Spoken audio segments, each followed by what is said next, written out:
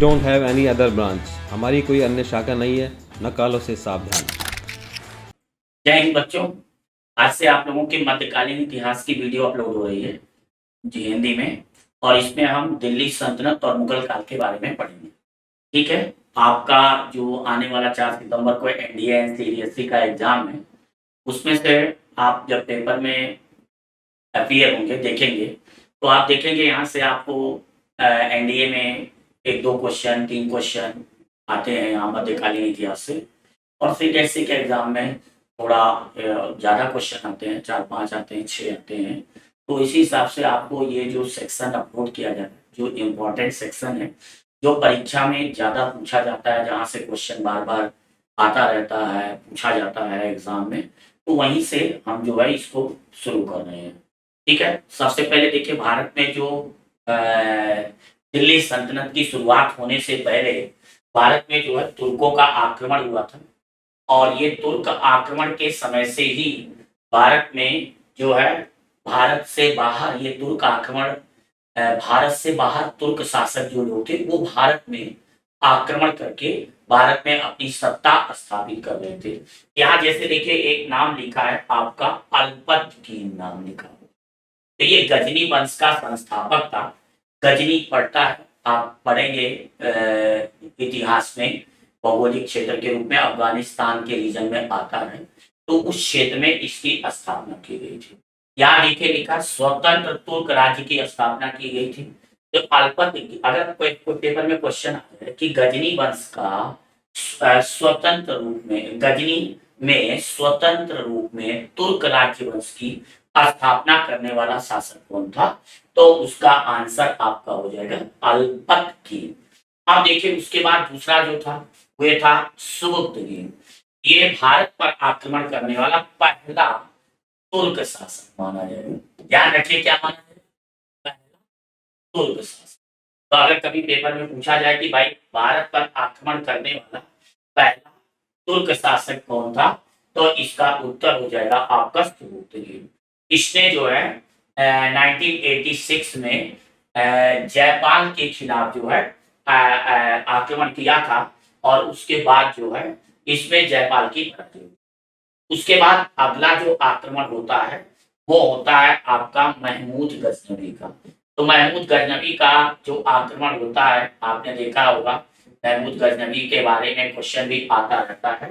ये पहला शासक है जिसने सुल्तान की उपाधि धारण की, और ये इसे जो उपाधि मिली थी, ये आपने पढ़ा होगा कि इसको बगदाद के खलीफा से मिली थी, और ये यामनी वंश से रिलेटेड था, यामनी वंश का शासक था। और आपने पढ़ा होगा कि इसने भारत पर 17 बार आक्रमण की, जिसमें एक बहुत फेमस आक्रमण है गुजरात का सोमनाथ मंदिर आक्रमण। ठीक है। इसके बाद आगे देखते हैं, अगला इससे आगे की चीज देखते हैं। ये आपका देखिए, जैसे क्रम लगाने को आ जाए, अल्पतकीन, सुबुक्तगीन, गजनवी, तो इस तरह से परीक्षा में आप क्रम लगाने का भी क्वेश्चन जो है कर सकते हैं। तो इस तरह से पेपर में ये भी आपका पूछा जा सकता है कि जो है अल्पतकीन, सुबुक्तगीन, महमूद गजनवी, मतलब इन्होंने जैसे आर्डर में जा सकता है। जैसे भारत में वास्तविक मुस्लिम सत्ता की जो शुरुआत होती है वो तुर्कों के आक्रमण से होती है, तुर्क अटैक से होती है। तो कभी भी पेपर में अगर आपसे पूछा जाए कि भारत में सत्ता की समाप्ति कैसे होती है, तो उसका आंसर जो हो जाएगा तुर्क आक्रमण से हो जाएगा। इसके बाद आगे देखते हैं। इसके बाद देखिए अगला जो शासक है ये आपका मोहम्मद गोरी है, जिसको आप जानते हैं कि भारत में तुर्क राज्य का वास्तविक संस्थापक माना जाता है। वास्तविक संस्थापक माना जाता है। अगर कभी आपसे पेपर में पूछा जाए कि भारत में तुर्क राज्य का वास्तविक संस्थापक, यहाँ बल्कि देखिए लिखा भी है, भारत में मुस्लिम साम्राज्य का वास्तविक संस्थापक जो था वो मोहम्मद गोरी था। और इसी के बाद आप पढ़ेंगे कि दिल्ली सल्तनत की शुरुआत होती है, और आप जानेंगे कि दिल्ली सल्तनत की जो शुरुआत होती है वो आपका गुलाम वंश से होती है। तो आपने पढ़ा होगा कि दिल्ली सल्तनत जो स्टार्ट होता है वो गुलाम वंश से शुरू होता है और इसमें आप पढ़ेंगे कि 5 वंश आते हैं। गुलाम वंश, इसके बाद आप पढ़ेंगे इसमें आपका खिलजी वंश आता है, फिर आप इसमें पढ़ेंगे आगे की तुगलक वंश आता है, ठीक है। फिर इसके बाद आप पढ़ेंगे इसमें आपका सैयद वंश आता है, ठीक है। फिर इसके बाद आप पढ़ेंगे कि दिल्ली सल्तनत में जो आखिरी वंश आता है, आखिरी वंश की जो सत्ता होती है वो लोधी वंश। पहले आपका गुलाम वंश आता है, फिर आपका खिलजी वंश आता है, फिर आपका तुगलक वंश आता है, फिर आपका सैयद वंश आता है, फिर आपका लोधी वंश आता है। तो इस तरह से भारत में जो है दिल्ली सल्तनत की शुरुआत होती है। लेकिन दिल्ली सल्तनत से शुरुआत से पहले भारत में जो मुस्लिम साम्राज्य का संस्थापक माना जाता है वो आपका मोहम्मद गोरी को माना जाता है। इसी के गुलाम थे कुतुबुद्दीन ऐबक, जिन्हें दिल्ली सल्तनत का प्रथम शासक माना जाता है। अगर आपसे कभी पेपर में पूछा जाए कि दिल्ली सल्तनत का प्रथम शासक किसको मानते हैं तो आप बोलेंगे कुतुबुद्दीन ऐबक। हालांकि अगर क्वेश्चन ऐसे पूछा जाए कि दिल्ली सल्तनत का प्रथम सुल्तान, तो आंसर हो जाएगा इल्तुतमिश, क्योंकि जो कुतुबुद्दीन ऐबक था उन्हें ने सुल्तान की उपाधि नहीं धारण की, उन्हें सुल्तान की उपाधि नहीं मिली थी। अभी आगे ये सब हम देखेंगे, पढ़ेंगे भी इसके बारे में, ठीक है। फिर इसके बाद आप आगे देखते हैं कि दिल्ली सल्तनत के बारे में जो और भी तमाम जानकारी है ये अभी आगे आपको पढ़ना है। खिलजी वंश, तुगलक वंश, सैयद वंश, और इनके बारे में आप ये जानेंगे कि कौन कौन से शासक, कौन कौन से रूलर क्या क्या इंपॉर्टेंट काम किए थे। अब यहाँ पर देखिए आप ध्यान दें, मोहम्मद गोरी के सारे दास हैं, इनके लिस्ट दी गई है। यहाँ देखिए ताजुद्दीन यालदोस, यहाँ देखिए कुतुबुद्दीन ऐबक, यहाँ देखिए लिखा है नासरुद्दीन कुबाचा और एक बख्तियारुद्दीन खिलजी। जिसमें से सबसे इंपॉर्टेंट है कुतुबुद्दीन ऐबक, जो लाहौर से शासन किया था, दिल्ली सल्तनत की स्थापना की थी। इसके समय में राजधानी लाहौर थी, इसने लाहौर से जो है शासन की शुरुआत की थी। यहाँ से आपको ये पता लग गया, मतलब ताजुद्दीन, यालदोस, नासरुद्दीन ये सब गुलाम थे।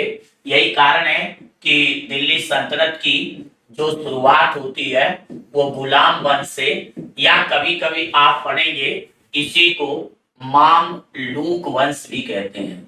मतलब इसको क्या कहते हैं, मामलूक वंश भी कहीं कहीं आपको किताब में मिलेगा लिखा हुआ कि जो गजनी सॉरी जो गुलाम वंश है उसे हम मामलूक वंश के नाम से भी जानते हैं। तो इस तरह से मोहम्मद गोरी के समय से जो शुरुआत हुई, मोहम्मद गोरी के समय से जो चीजें शुरू हुई उसको आगे कुतुबुद्दीन ऐबक ने बढ़ाया और आपने देखा कि लंबे समय तक दिल्ली सल्तनत की सत्ता जो है भारत में शासन किया। यहाँ देखिए कुछ फैक्ट है गजनी के बारे में। इसने सिंध पर पहली बार जजिया कर लगाया, तिरहम नाम का सिक्का चलाया। महमूद गजनवी ने भारत पर 1000 से 1027 के बीच में 17 बार आक्रमण किया था। तो ये सब आपके इंपॉर्टेंट फैक्ट है क्वेश्चन के रिगार्डिंग, जो परीक्षा में मतलब पूछा जाता है। तो इस तरह से आपको ये सारी बातें पता लग गई कि कुतुबुद्दीन ऐबक जो था वो दिल्ली सल्तनत का वास्तविक शासक था, बट सुल्तान नहीं था। यहीं से जो है अगले दिल्ली सल्तनत की सत्ता जो है शुरू होती है। इसके बाद देखिए महमूद गजनवी के बारे में एक और पॉइंट यहाँ से देख लीजिए। इनको जो है पुत्र स्तीकन कहा जाता है, मूर्ति भंजक, मूर्तियों का तोड़ने वाला भी बोला जाता है। मोहम्मद गजनवी का अंतिम आक्रमण जो था आगरा के निकट हुआ था, भेरा के पास, है ना। इसी के साथ अल बरूनी आया था। अल बरूनी के बारे में क्वेश्चन आता है। ये पुराणों का अध्ययन करने वाला पहला प्रथम मुस्लिम था, शासक तो नहीं था, ये पहला मुस्लिम था जिसने पुराणों का अध्ययन किया। और देखिए यहाँ पर इसकी एक किताब है, किताब उल हिंद। तो जो किताब उल हिंद है ये आप कभी भी देखेंगे, ये बहुत इंपॉर्टेंट है भारत के इतिहास के, दिल्ली सल्तनत के इतिहास के जानने के स्रोत की। तो ये कई बार पेपर में पूछा गया है कि किताब उल हिंद जो है किसने लिखी है, किसके द्वारा लिखी गई है। तो इस तरह से यहाँ देखिए बेटा, तराइन का युद्ध है। तराइन का युद्ध बहुत इंपॉर्टेंट है। ये दो युद्ध हुए थे 1191 में और 1192 में। ये कहते हैं कि इन दो युद्धों ने, जो आखिरी युद्ध था, आखिरी लड़ाई थी तराइन की दूसरी लड़ाई, उसने ये वास्तविक रूप से तय कर दिया कि भारत पर आने वाले समय में किसकी सत्ता जो है स्थापित होगी और कौन कितने समय तक शासन करेगा। ये भारतीय इतिहास के लिए, भारतीय मध्यकालीन इतिहास के लिए ये दोनों युद्ध बहुत ही महत्वपूर्ण है ना। इसमें हम आगे पढ़ेंगे। और ये दोनों युद्ध हुआ था पृथ्वीराज चौहान तृतीय और मोहम्मद गोरी के बीच में। यहाँ देखिए लिखा होगा पृथ्वीराज चौहान, ठीक है। तो ध्यान रखना, ये पृथ्वीराज चौहान तृतीय थे। तो अगर कभी पेपर में क्वेश्चन पूछा जाए कि तराइन की लड़ाई में, तराइन के युद्ध में जो लड़ाई हुई थी, तराइन में जो दो तराइन का युद्ध हुआ है, एक 91 में हुआ था, एक 92 में हुआ था।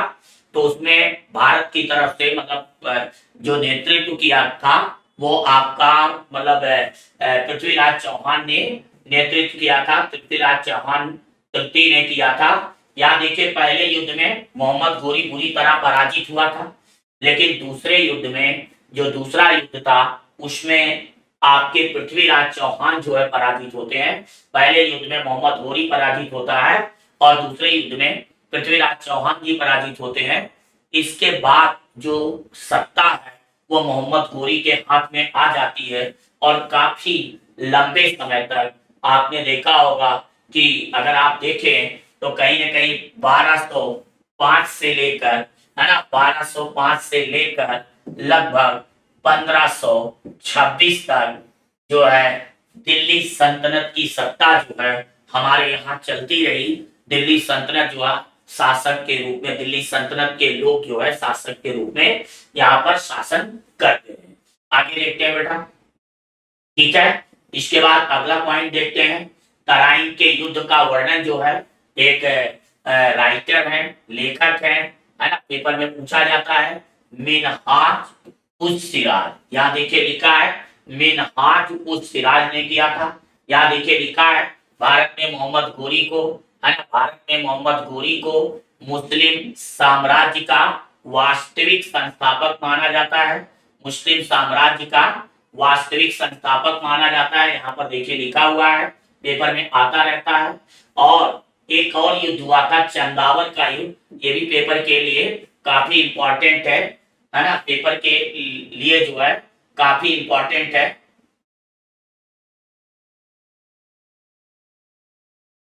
ठीक है। इसके बाद देखते हैं, इसमें चंदावर के युद्ध में जयचंद, ठीक है, जयचंद को हराया गया था, है ना। तो पेपर में ध्यान रखना, जयचंद को हराया गया था तराइन के युद्ध में। और किसने हराया था? मोहम्मद गोरी ने हराया था। इसके बाद जो है आपके मोहम्मद गोरी की जो ताकत है वो भारत में और ज्यादा मजबूत हो जाती है और ज्यादा ताकतवर शासक के रूप में उभर कर सामने आता है।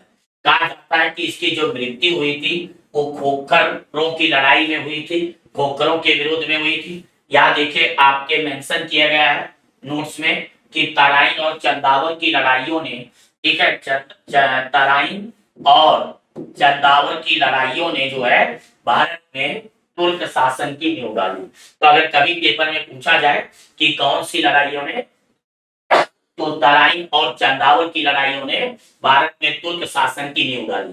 तो इससे आपको ये भी क्लियर हो गया कि भारत में तुर्क शासन की स्थापना जो हुई वो चंदावर और तराइन की लड़ाइयों से हुई। फिर आगे देखते हैं, आगे नोटिस करते हैं, अगला पॉइंट्स देखते हैं। देखिए इसके बाद जब मोहम्मद गोरी की मृत्यु हो गई तो मोहम्मद गोरी की मृत्यु के बाद जो दिल्ली सल्तनत का शासक बना कुतुबुद्दीन ऐबक बना। आप जानते हैं कि कुतुबुद्दीन ऐबक जो है इसका गुलाम था, है ना। गजनी का उत्तराधिकारी जो है मोहम्मद गोरी के बाद जो है इसको मिला। और ये यहाँ पर एक नाम है बख्तियार खिलजी। ये बख्तियार खिलजी जो था, इसी ने जो है बेटा नालंदा विश्वविद्यालय पर आपने पढ़ा होगा, नष्ट कर दिया था, है ना। तो यहाँ से एक क्वेश्चन आपका ये भी बन सकता है। तो अगर आपके पेपर में क्वेश्चन बन जाए, पेपर में क्वेश्चन पूछा जाए कि मोहम्मद घोरी की मृत्यु के बाद भारत में सत्ता की जो कुंजी है, सत्ता की चाबी जो है, वो किसके पास में आई? कुतुबुद्दीन ऐबक के पास में आई। तो आगे चलते हैं, आगे देखते हैं। कुतुबुद्दीन ऐबक के बाद अगला जो शासक है वो, यहाँ देखिए दिल्ली सल्तनत है। यहाँ दिल्ली सल्तनत का आप देख लीजिए, चार्ट पूरा बना हुआ है। गुलाम वंश, है ना। गुलाम वंश में कितने शासक हुए? तो यहाँ देखिए पूरा लिखा हुआ है, गुलाम वंश, ठीक है।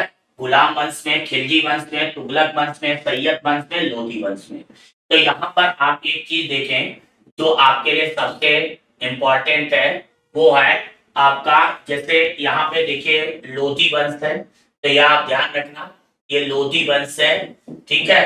तो लोधी वंश में जो मेन 3 शासक थे, यहाँ देखिए सैयद वंश है, यहाँ देखिए आपका तुगलक वंश है, ये देखिए आपका खिलजी वंश है, ये गुलाम वंश है। तो यहाँ से देखिए आपका क्रम हो गया, गुलाम वंश, खिलजी वंश, तुगलक वंश, सैयद वंश एंड लोधी वंश। यहाँ देखिए मेन शासकों का क्रम दिया है। रजिया सुल्तान के बारे में पढ़ेंगे। रजिया सुल्तान जो है दिल्ली सल्तनत की पहली महिला शासिका है ना। ये पहली महिला शासिका है, ये आपको ध्यान रखना है। इसी तरह से खिलजी वंश का सबसे महत्वपूर्ण शासक जो है, आगे पढ़ेंगे, अलाउद्दीन खिलजी है। फिरोज शाह तुगलक जो है तुगलक वंश के शासक है। इधर लोधी वंश के अंतिम शासक जो थे वो इब्राहिम लोधी थे। ये भी आपको ध्यान रखना है कि लोधी वंश का अंतिम शासक जो था इब्राहिम लोधी था, जिन्हें आपने पढ़ा होगा कि बाबर ने पानीपत के प्रथम युद्ध में हराया था। ठीक है, आगे देखते हैं। ठीक है, यहाँ देखिए गुलाम वंश में बलबन का नाम भी आता है ना। कई बार बच्चे ये समझते हैं कि बलबन जो है अलग शासक था, नहीं, बलबन भी जो था वो आपका गुलाम वंश का ही शासक था, ये आपको ध्यान रखना है। ठीक है, तो अगर कभी पेपर में पूछा जाए कि बलबन जो है किस वंश का शासक था, तो आपको ध्यान रखना है कि बलबन जो है गुलाम वंश का शासक था, गुलाम वंश का सत्ता में आता था। ये भी एक गुलाम था, ये आपको ध्यान रखना है। फिर आगे देखते हैं। यहाँ देखिए दिल्ली सल्तनत पर जो गुलाम वंश में 3 लोगों ने शासन किया था, यहाँ पे देखिए 3 लोगों का नाम है। यहाँ देखिए कुतुबी, है ना, कुतुबी, इल्तुतमिश था और शमसी। तो शमसी वंश का बलबन था, है। तो अगर कभी पेपर में पूछा जाए कि बलबन कौन से वंश का था, शमसी वंश का था। यहाँ देखिए एक क्रम लिखा है, कुतुबुद्दीन ऐबक, इल्तुतमिश, है ना, ये इल्तुतमिश है। ठीक है, तो अगर कभी पेपर में पूछा जाए तो इल्तुतमिश, उसके बाद रजिया सुल्तान है। रजिया सुल्तान आपने पढ़ा होगा, है ना, दिल्ली सल्तनत की, मध्यकालीन सल्तनत की, है ना, ये पहली महिला शासिका थी और इसी में आपका बलबन का नाम आता है। तो यहाँ पर आप देखें, आपको सुल्तानों का एक आर्डर है, एक क्रम है, ऐबक, इल्तुतमिश, रजिया सुल्तान, बहराम शाह, मसूद शाह, है ना, मलबन। तो इन शासकों का आपको क्रम याद होना चाहिए, इनका क्रम आपको पता होना चाहिए। कभी कभी परीक्षा में इनके क्रम को लगाने के लिए पेपर में पूछ लिया जाता है। ठीक है, आगे देखते हैं, आगे इसके बारे में और चीजें देखते हैं। देखिए सबसे पहले ऐबक के बारे में पढ़ते हैं। देखिए यहाँ लिखा है, ऐबक का अर्थ जो होता है चंद्रमा, चंद्रमा का देवता। कई बार पेपर में आ सकता है। इसे कुरान पढ़ना बचपन में आ गया था, इसीलिए इसको कुरान खां भी कहते थे, कुरान खां के नाम से जानते थे। तो अगर कभी पेपर में पूछा जाए कि किसे कुरान खां के नाम से जानते थे, कुतुबुद्दीन ऐबक को। देखिए कुतुबुद्दीन ऐबक को भारत में तुर्की राज्य का संस्थापक माना जाता था, इसी ने तुर्की राज्य की स्थापना की थी, है ना। ये कभी सुल्तान की उपाधि नहीं धारण किया था। अगर कभी आपसे पेपर में पूछा जाए कि इसने जो है सुल्तान की उपाधि धारण की थी कभी, तो उसका उत्तर है कि इसने सुल्तान की उपाधि कभी नहीं धारण की थी। इसके पास 2 उपाधियां थी, मलिक और सिपाह सालार। मलिक और सिपाह सालार की उपाधि थी। तो अगर आपसे पूछा जाए कि कुतुबुद्दीन ऐबक ने किस उपाधि के धारण करने से शासन किया दिल्ली सल्तनत पर, तो आप बताएंगे मलिक और सिपा सलार। मलिक और सिपा सलार की ये दान बहुत देता था, इसीलिए इसको जो है लाख बख्श कहा जाता था। लाखों का दान करता था, हाथियों का दान करता था, इसीलिए इसको पीर बख्श कहा जाता है ना। इसके दरबार में हसन निजामी जैसे विद्वान थे, पेपर में आ जाता है। इसी के समय में कुतुब मीनार का निर्माण शुरू हुआ, और इसने जो कुतुब मीनार का निर्माण कराया था वो कुतुबुद्दीन बख्तियार काकी। यहाँ देखिए नाम लिखा हुआ है, कुतुबुद्दीन बख्तियार काकी के नाम पर इन्होंने कुतुब मीनार का निर्माण कराया था।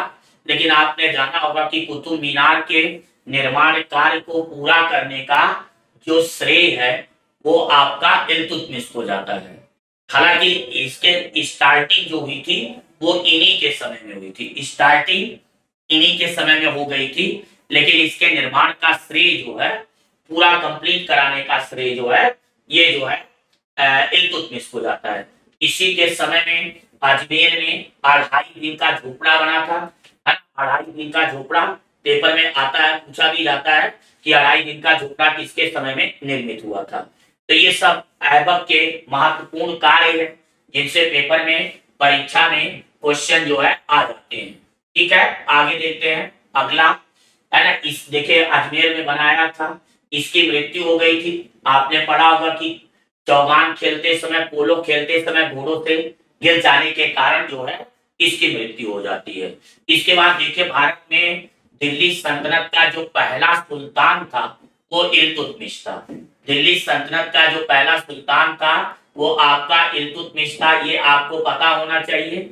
कई बार पेपर में ये क्वेश्चन आया हुआ है कि दिल्ली सल्तनत में पहला सुल्तान कौन था, तो पहला सुल्तान जो था वो इल्तुतमिश था। इल्तुतमिश ने ही पहले सुल्तान की उपाधि जो है धारण की थी। तो इससे आपको पता लग गया कि जो आपका ऐबक था, ऐबक ने जो है सुल्तान की उपाधि नहीं धारण की थी। इसीलिए आप देखें यहाँ नोट्स में लिखा है कि भारत में तुर्क शासक का वास्तविक संस्थापक इल्तुतमिश माना जाता है। मतलब दिल्ली सल्तनत को एक अस्थायित्व का जो श्रेय देता है वो आपका इल्तुतमिश ही देता है। ठीक है, इल्तुतमिश को गुलाम का गुलाम कहा जाता है, ये वेरी इंपॉर्टेंट है। देखिए लिखा भी है, क्योंकि मोहम्मद गोरी के गुलाम कुतुबुद्दीन ऐबक ने इल्तुतमिश को भी खरीदा था, इसीलिए इसको गुलाम का गुलाम कहते हैं। तो यह भी एक पेपर के लिए इंपॉर्टेंट क्वेश्चन है कि दिल्ली सल्तनत के किस शासक को गुलाम का गुलाम कहा जाता है। ये भी आपके पेपर में पूछा जा सकता है। कुतुबुद्दीन ऐबक ने अपनी पुत्री का विवाह जो है इल्तुतमिश से कर दिया था, है ना। जिस समय ये दिल्ली सल्तनत का जब सुल्तान बना था, तो दिल्ली सल्तनत का सुल्तान बनने से पहले ये बदायूं प्रांत का गवर्नर था।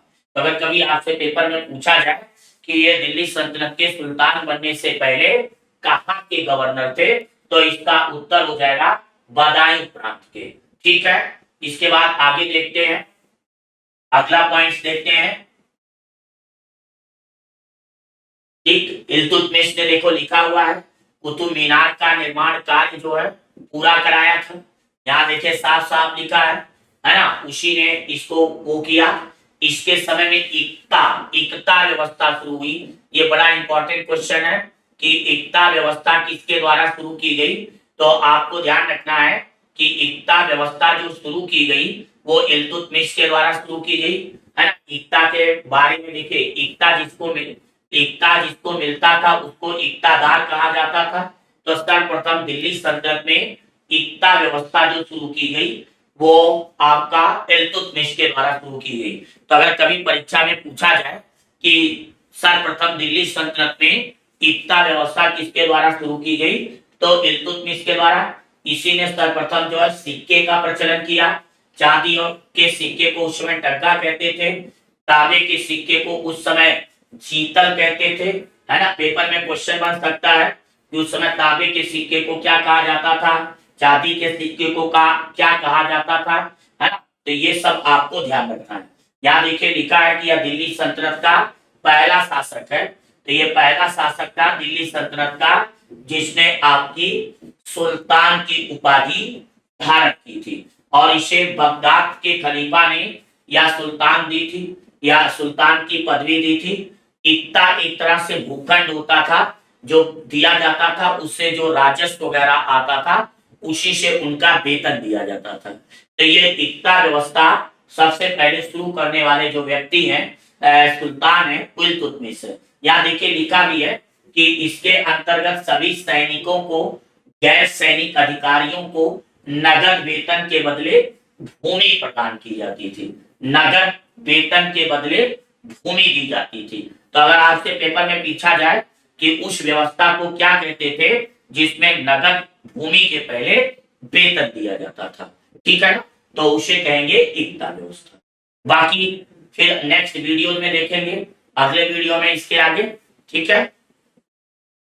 Kindly subscribe D-Day YouTube channel and don't forget to press bell icon.